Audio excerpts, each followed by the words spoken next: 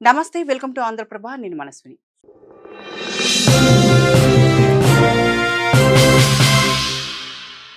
అక్రమార్కులకు కాదేది అనర్హం అన్నట్లుగా ఇప్పుడు పరిస్థితి నెలకొంది. భూ కబ్జాలకు డొంక దొరకాలే కానీ ఎక్కడైనా ఆక్రమణలకు సిద్ధంగానే ఉన్నారు. తాజాగా మచిలీపట్నం జిల్లా నిడమర్రులో ఏకంగా మడ అడవులనే కబ్జా చేసేస్తున్నారు అక్రమార్కులు. తుఫాను వచ్చిన సమయంలో గ్రామాలను కాపాడే మడ అడవులకే రక్షణ లేకుండా పోతుంది. వీటిని కాపాడాల్సిన నేతలే ఇప్పుడు అమాంతం స్వాహా చేయడానికి కుట్ర పన్నుతున్నారు. ఈ నేపథ్యంలో నిడమర్రులో అసలేం జరుగుతుంది, మడ అడవుల ప్రాణం తీస్తున్న వారి వెనుక ఉన్నది ఎవరు అనే విషయాలను ఈ వీడియోలో తెలుసుకుందాం. మచిలీపట్నం కృత్తి వెన్ను మండలం నిడమర్రులో ఈ దందా జరుగుతోంది. ప్రభుత్వ భూములు ఆక్రమించేసి చెరువులుగా మార్చేసి నేతలు లీజులకు ఇచ్చుకుంటున్నారు. వైకాపా ప్రభుత్వంలో ఓ మాజీ మంత్రి పాటించిన విధానాన్ని అధికార పార్టీలోని కింది స్థాయి నాయకులు అనుసరిస్తున్నారు. దీంతో ప్రభుత్వం మారినా జిల్లాలో అక్రమాల దందాకు అడ్డుకట్టపడట్లేదు. అడ్డుకోవాల్సిన అధికారులు నేతలకు సహకరిస్తున్నారన్న ఆరోపణలు ఉన్నాయి. నిడమరు పంచాయతీ శివారు అండర్ టన్నెల్ వద్ద సర్వే నెంబర్ 9లోని ప్రభుత్వ భూమిపై ఇదే మండలం పల్లెపాలేనికి చెందిన ఓ గ్రామస్థాయి నాయకుడి కన్నుపడింది. కొద్ది రోజులుగా పెద్ద ఎత్తున భారీ యంత్రాంగం పెట్టి 10 ఎకరాల భూమిని చెరువులుగా మార్చేందుకు తవ్వకాలు చేస్తున్నారు. ఇప్పటికే సుమారు 5 ఎకరాల మేర తవ్వేశారు.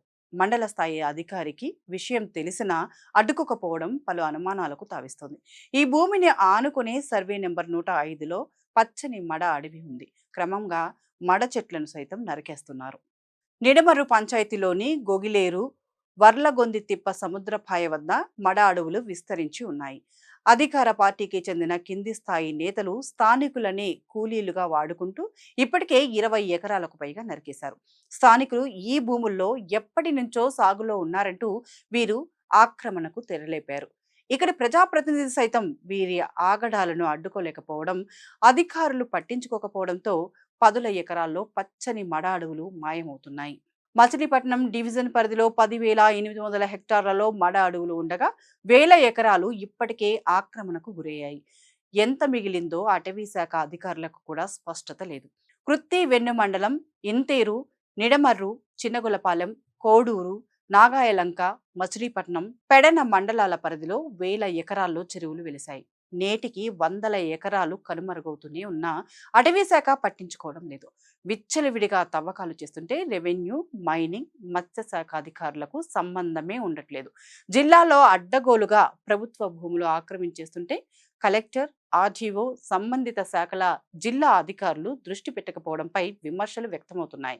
ఈ ప్రాంతంలో ఆక్వా సాగుకు అనువుగా ఉండటం, భూముల ధరలకు రెక్కలు రావడంతో కొందరు నాయకుల కన్ను ఈ భూములపై పడింది. తొలుత ప్రభుత్వ భూములను గుర్తించి వాటిలోనున్న మడ అడవులను స్థానికుల చేత నరికించి భూములను ఆక్రమిస్తున్నారు. ఆ తర్వాత వాటి చుట్టూ గట్లు వేసి చెరువులుగా మార్చేస్తున్నారు.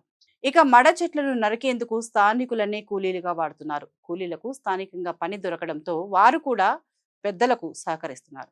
కేవలం కొన్ని గంటల పాటు పనిచేస్తే 100ల రూపాయల కూలీ చెల్లిస్తున్నారు.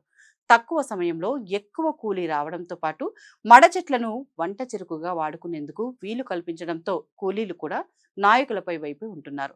దీన్నే బలంగా మార్చుకున్న నాయకులు ఆ కూలీలను రైతులుగా సమాజానికి చూపుతూ ఆ భూములు వారే ఆక్రమించుకుంటున్నారని స్థానిక రైతులు ప్రజలకు సహకరించాలన్న మానవత్వం ప్రదర్శిస్తున్నట్లు నటిస్తూ 100ల ఎకరాల ప్రభుత్వ భూమిని పేదల చాటున పెద్దలు కాజేస్తున్నారు.